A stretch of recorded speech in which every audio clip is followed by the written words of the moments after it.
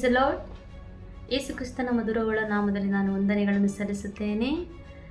ನಮ್ಮ ಕರ್ತನಾದ ತಂದೆಯಾದ ದೇವರಿಂದಲೂ ನಮ್ಮ ಕರ್ತನಾದ ಯೇಸು ಕ್ರಿಸ್ತನಿಂದಲೂ ಕೃಪೆಯು ಶಾಂತಿಯು ನಿಮಗೆ ಉಂಟಾಗಲಿ. ಈ ದಿನದ ದೇವರ ವಾಕ್ಯ 96ನೇ ಕೀರ್ತನೆ 1, 2, 3.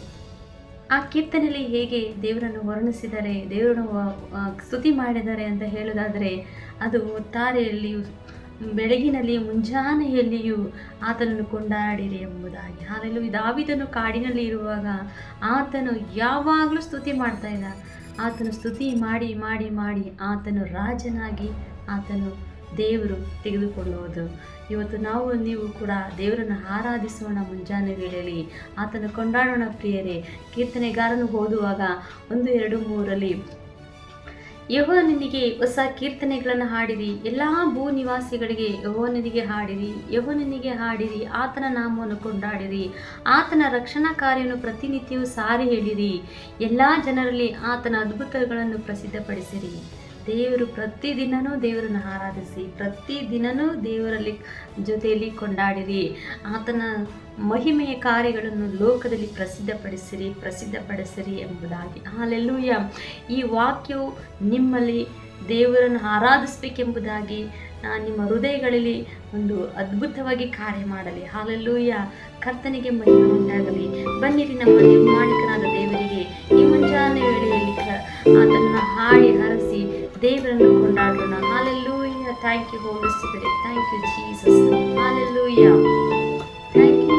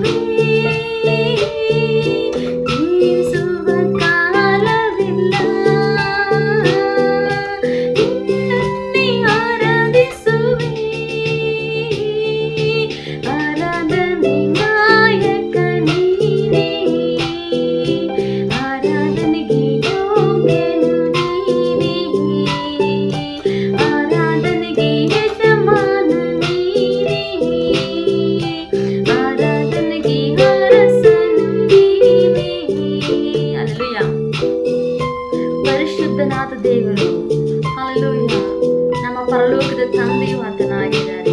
ಆಮೇಲೆ ಕೊಂಡಾಡಿರಿ, ಸ್ತುತಿಸಿರಿ. ಉದಯ ಕಾಲದಲ್ಲಿ ದೇವರನ್ನು ಮಹಿಮೆಪಡಿಸೋಣ ಪ್ರಿಯರೇ. ಹಾಲೆಲೂಯ. ಪರಿಶುದ್ಧ ದೇವರು ನೀನೇ, ಪರಿಶುದ್ಧ ಆರಾಧನೆ, ಪರಲೋಕದ ತಂದೆ ನೀನೇ, ಮಹಿಮೆಯ ಆರಾಧನೆ, ಮೊಣಕಾಲೂರಿ ಕೈಗಳನ್ನೆತ್ತಿ ನಿನ್ನನ್ನೇ ಆರಾಧಿಸುವೆ, ಮೊಣಕಾಲೂರಿ ಕೈಗಳನ್ನೆತ್ತಿ ನಿನ್ನನ್ನೇ ಆರಾಧಿಸುವೆ. ಆರಾಧನೆ ನಾಯಕ ನೀನೇ, ಆರಾಧನೆಗೆ ಯೋಗ್ಯನು ನೀನೇ, ಆರಾಧನೆಗೆ ಯಜಮಾನ ನೀನೇ, ಆರಾಧನೆಗೆ ಅರಸನು ನೀನೇ. ಹಲ್ಲೆಲೂಯ.